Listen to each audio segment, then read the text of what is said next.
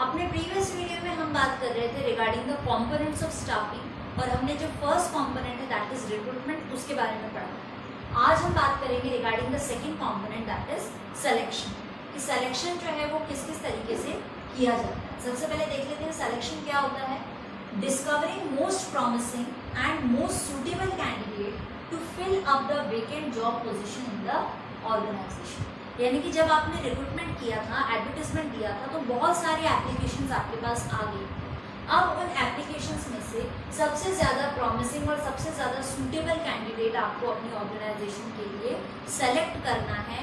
तो वो जो प्रोसेस है जिसके थ्रू आप मोस्ट सूटेबल कैंडिडेट का सिलेक्शन करोगे और वेकेंट पोजीशंस को फिल करोगे, that is known as selection. अब हमने अर्लियर वीडियोस में भी डिस्कस किया था कि सिलेक्शन को जो है एक नेगेटिव प्रोसेस बोला जाता है। क्यों नेगेटिव प्रोसेस बोला जाता है? बिकॉज सिलेक्शन में हम जितने लोगों को सेलेक्ट कर रहे हैं उससे कहीं ज़्यादा लोगों को हम रिजेक्ट कर देते हैं। जैसे मान लीजिए एप्लीकेशन 100 लोगों की आई थी, वेकेंट पोस्ट हमारे पास 10 ही, तो हम 10 में सेलेक्ट करेंगे, बचे हुए जो 90 है उनको हम रिजेक्ट कर देते हैं। तो सेलेक्ट तो हम कम लोगों को कर रहे हैं और रिजेक्ट ज़्यादा लोगों को कर जाते हैं, इसीलिए सिलेक्शन जो है वो एक नेगेटिव प्रोसेस कहलाता है। नाउ अब हम पढ़ेंगे कि सिलेक्शन अगर हमें करना है तो क्या स्टेप्स हैं जो हमें फॉलो करना है। एक चीज जो है नोटिस करने वाली बात है ये कि ये जो स्टेप्स हैं इनका सीक्वेंस यही रहना चाहिए। इसी ऑर्डर में जो है ये स्टेप्स जो है वो हम फॉलो करते हैं या कोई भी ऑर्गेनाइजेशन फॉलो करता है। स्टेप्स के अंदर हम चेंज नहीं कर सकते। देखो पहला स्टेप है प्रीलिमिनरी स्क्रीनिंग।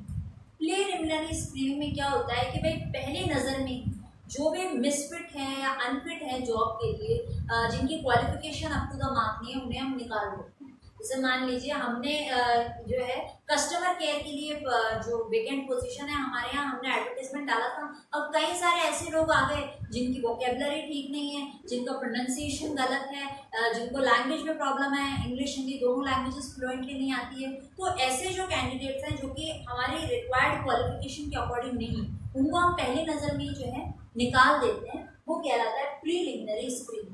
यानी कि फर्स्ट साइड पर ही आप जो है स्क्रीनिंग कर देते हो, छांट देते हो जो भी अनफिट कैंडिडेट्स हैं उनको। सेकेंड है हमारा सिलेक्शन टेस्ट। अब जो बचे हुए हैं, मान लीजिए जैसे 100 आए थे, 100 में से 20 तो हमने वैसे हटा दिए क्योंकि वो अनफिट थे, उनकी क्वालिफिकेशन ठीक नहीं थी एंड जो हमारी रिक्वायरमेंट है वो पूरी नहीं कर पा रहे। अब जो बचे हुए 80 कैंडिडेट्स हैं उनके ऊपर हम जो है अलग अलग सिलेक्शन टेस्ट करेंगे।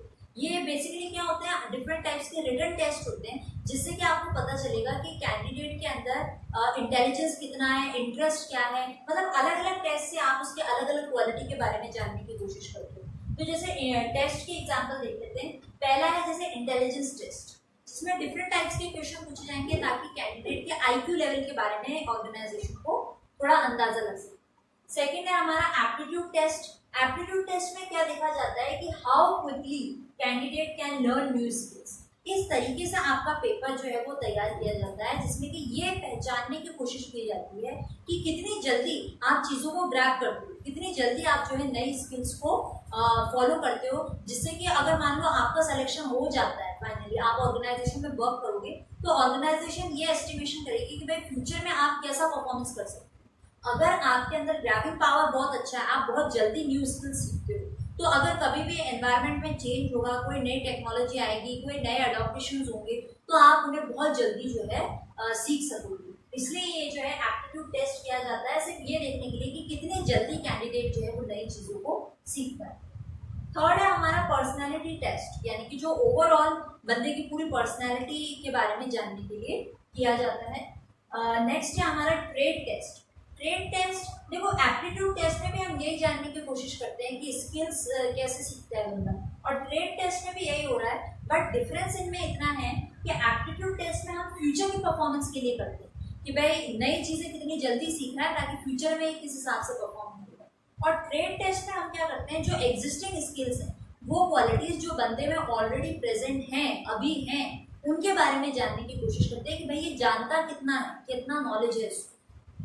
नेक्स्ट है हमारा इंटरेस्ट टेस्ट। भाई अब ये देखने की कोशिश की जाती है कि कैंडिडेट को किन किन चीज़ों में इंटरेस्ट है। नेचुरली जब बंदे का बैकग्राउंड सेल्स डिपार्टमेंट का रहा है, सेल्स में डिपार्टमेंट में उसने MBA किया है, या उसकी कोई भी क्वालिफिकेशन है और उसी में उसका इंटरेस्ट है, अब हम उसको प्रोडक्शन डिपार्टमेंट में डाल देंगे तो हो सकता है वो वहाँ पर अपना 100% नहीं दे पाए, बिकॉज जहाँ जिसका इंटरेस्ट है वहीं अगर हम उसे एम्प्लॉय करते हैं तो वो अपने 100% एफर्ट्स डालेगा, जिसका पूरा बेनिफिट जो है वो ऑर्गेनाइजेशन को मिलेगा। इसलिए इंटरेस्ट के बारे में जानने के लिए इंटरेस्ट टेस्ट जो है वो किए जाते हैं। तो कहने का मतलब है कि सिलेक्शन टेस्ट में अलग अलग कई तरह के टेस्ट किए जाते हैं ताकि कैंडिडेट के बारे में ऑर्गेनाइजेशन को एक पूरा ब्रीफ नॉलेज जो है वो मिल सके। उसके बाद हमारा जो थर्ड स्टेप होता है दैट इज एम्प्लॉयमेंट इंटरव्यू, यानी कि भाई हमारे पास 80 बच रहे थे, 20 तो हमने पहले प्रीलिमिनरी स्क्रीनिंग में हटा दिए। अब 80 कैंडिडेट्स में से मान लो 30 और कम हो गए, हमारे पास 50 कैंडिडेट्स बच गए। भाई जो सिलेक्शन टेस्ट क्लियर नहीं कर पाए उनको अपने घर भेज दिया। अब जो 50 बंदे बचे हैं उनका हम क्या करेंगे, एम्प्लॉयमेंट इंटरव्यू, यानी कि जिनसे फेस टू फेस इंटरेक्शन होगा। ताकि भाई कई बार क्या होता है कि कैंडिडेट रिटन टेस्ट तो पास कर जाते हैं, लेकिन ये देखा जाता है फेस टू फेस इंटरव्यू में कि भाई बंदे के अंदर कॉन्फिडेंस कितना है, क्या वो अपने आप को प्रॉपरली एक्सप्रेस कर पाता है या नहीं कर पाता है, लैंग्वेज में उसे वर्बली कोई दिक्कत तो नहीं है, भाई वो सवालों का जवाब किस तरीके से देता है। इंटरव्यू में क्या होता है कि एक पूरा पैनल बैठता है, 5-6 जनों का, जो स्पेशलिस्ट होते हैं, जो एक्सपर्ट्स होते हैं, उनका पूरा पैनल बैठता है और वो तरह तरह के डिफरेंट टाइप्स ऑफ क्वेश्चंस पूछते हैं। कुछ सिचुएशनल क्वेश्चंस पूछते हैं, कुछ नॉलेज बेस्ड क्वेश्चन पूछते हैं, सिर्फ ये चीज एनालिसिस करने के लिए कि किस सिचुएशन में आप किस तरह रिएक्ट करोगे। ओके, तो ये सारा काम जो है वो एम्प्लॉयमेंट इंटरव्यू में किया जाता है।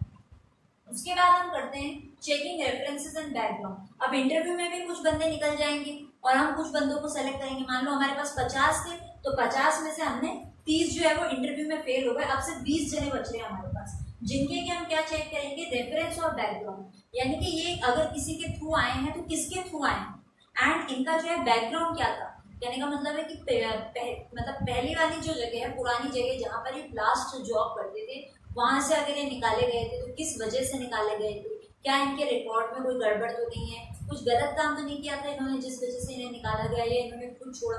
तो कैंडिडेट के बारे में थोड़ा हम उसके बैकग्राउंड के बारे में जानने की कोशिश करते हैं। अगर किसी रेफरेंस से आया है तो किस बंदे के थ्रू आया है, उससे इसका क्या रिलेशन है, ये सारी इंफॉर्मेशन जो है हम जानने की कोशिश करती है ऑर्गेनाइजेशन, ताकि कैंडिडेट के बारे में और ज्यादा डिटेल में हमें पता चल सके। मान लो अगर बैकग्राउंड का वेरिफिकेशन नहीं करेंगे और हमने किसी ऐसे कैंडिडेट को रख लिया जिसने कुछ क्राइम किया था जिस वजह से उसे अपनी लास्ट ऑर्गेनाइजेशन में निकाल दिया गया, अब हमने बैकग्राउंड वेरिफिकेशन तो नहीं किया और उसे अपने यहाँ रख लिया, अब अगर वो कुछ गलत काम करता है तो उससे हमारी ऑर्गेनाइजेशन की रेपुटेशन पर इम्पैक्ट पड़ेगा। इसलिए जो है रेफरेंस चेक करना या बैकग्राउंड चेक करना भी बहुत ज्यादा जरूरी है।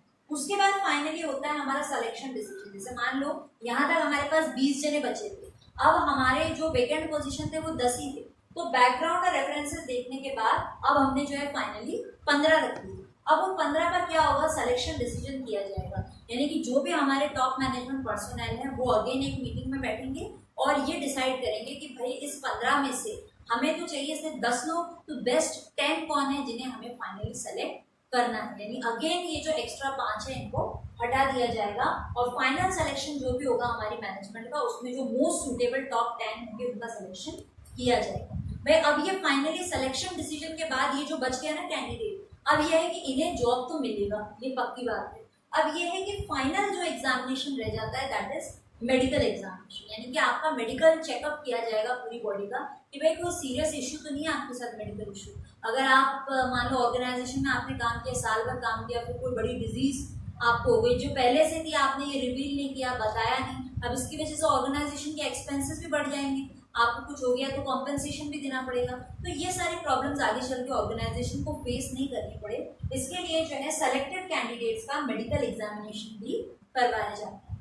आफ्टर दैट भाई आपका मेडिकल एग्जामिनेशन भी हो गया, वो 10 के 10 लोग मेडिकल एग्जामिनेशन भी अच्छे से क्लियर कर गए, अब फाइनली जो है वो जॉब ऑफर दिया जाता है।